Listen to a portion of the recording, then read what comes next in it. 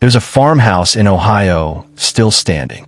That was built in 1881. The family inside it today is the fourth generation to call a home. The beams in the attic were cut from trees that were already 100 years old when they were felled.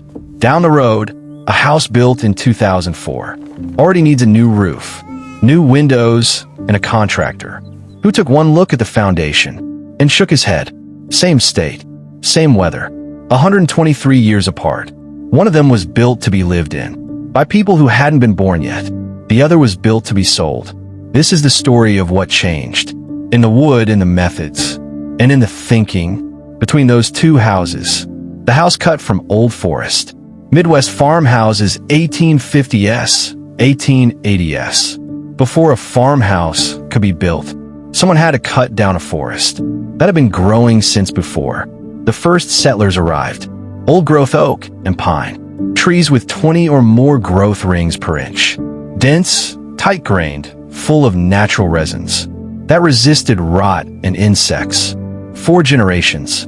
Modern lumber, grown on fast plantation cycles, often has 7 rings per inch or fewer. One restoration carpenter put it simply: the difference between old growth and new wood is like the difference between granite and paper.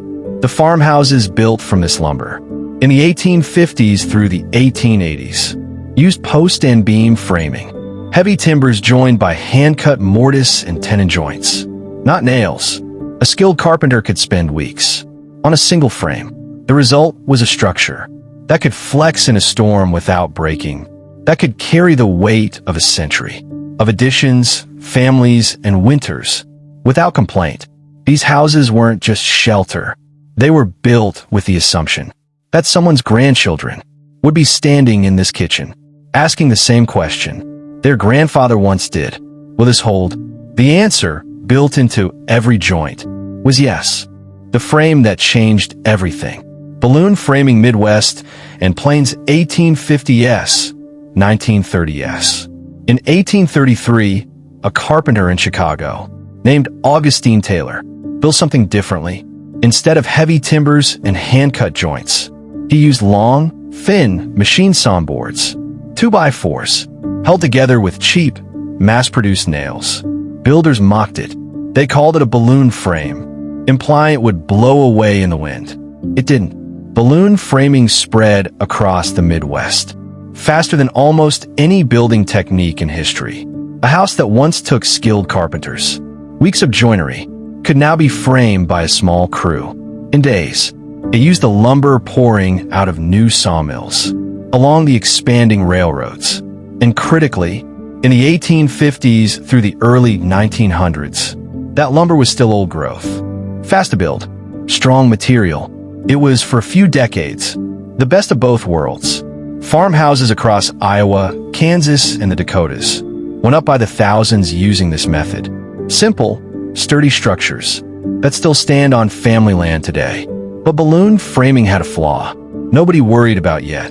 The open wall cavities ran straight from foundation to roof, like a chimney.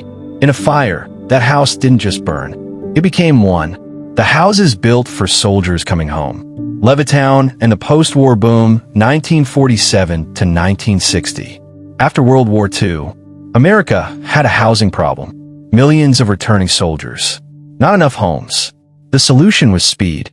William Levitt's company built entire towns of nearly identical houses.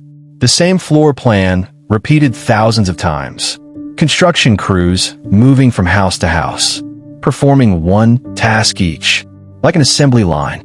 By the 1930s, balloon framing had already given way to platform framing, a safer method, building one floor at a time. Each floor a fire stop, combined with assembly line construction. Platform framing made the post-war boom possible. And here's what most people get wrong about houses from this era. The 1940s houses that are still standing today have a reputation for being well-built. Some of that reputation is real. They were still framed, in many cases, with old-growth lumber, the last generation of houses, to use it widely. But it's also survivor bias. The worst-built houses from this era didn't survive to be admired. What we're left with is the best of what was built, And even the best of the 1940s was being built faster, cheaper, and more uniformly than anything that came before. The houses were good, but the philosophy had already shifted. A house was no longer something a family built once, 4 generations to inherit. It was a product, and products are designed to be sold, not necessarily to last. The forest ran out. Plantation Lumber and the big builders 1970s, 2000s. By the 1970s, the old-growth forests that had framed America's farmhouses were largely gone.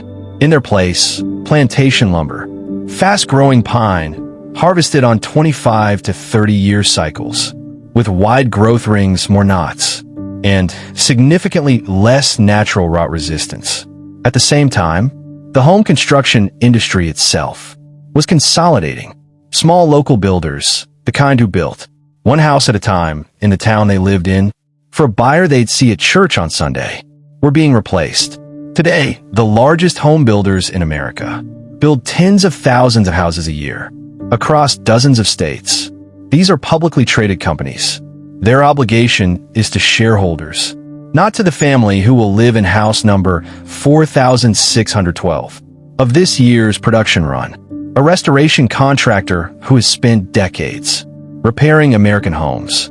Put this way, he does far more rot repair on houses built after 1970 than on houses built before it. Not because the 1970s invented bad building, because that's when the materials changed, the company structures changed, and the timeline a house was built to survive.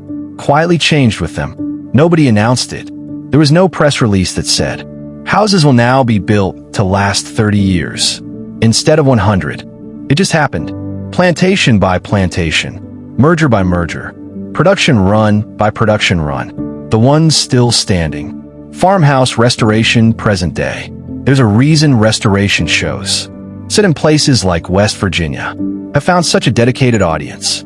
People are watching families take on old, neglected farmhouses, structures everyone assumed were too far gone, and discover that underneath generations of neglect, the bones of the house are still sound. The frame is still straight. The old-growth beams haven't shifted.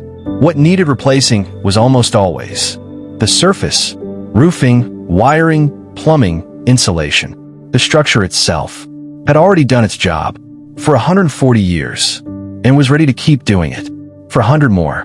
Compare that to a house from the 1990s with a failing foundation and rotting window frames. At 30 years old, one of the real barriers to building this way again isn't knowledge. We know how old-growth timber performed. We know what joinery techniques worked. The barrier is economic. Old-growth lumber is no longer commercially available at the scale a builder would need. Skilled timber frame carpentry is a specialty trade now, not the default. And the largest construction companies in America are not incentivized to build a house that won't need replacing. 4 or 5 generations, there are still small builders, restoration carpenters, and timber frame specialists who build the old way, deliberately, slowly, with material chosen to outlast the people choosing it. Some of them show their work at antique machinery shows and county fairs. Old techniques kept alive in small workshops, one frame at a time. The 1881 farmhouse in Ohio isn't an accident. It's a record of a choice that was made for the family before they ever existed. The choice to build something that would still be standing long after the builder was gone. The wood changed. The companies changed. The timeline a house was built to survive changed quietly, decade by decade, without anyone deciding it all at once. But the old farmhouses are still out there, standing on land that's been in the same family 4 or 5 generations, not because they were lucky, but because someone a long time ago cut down a tree that had been growing since before anyone alive could remember, and built something they would never see finished. New stories every week on Deep Furrow.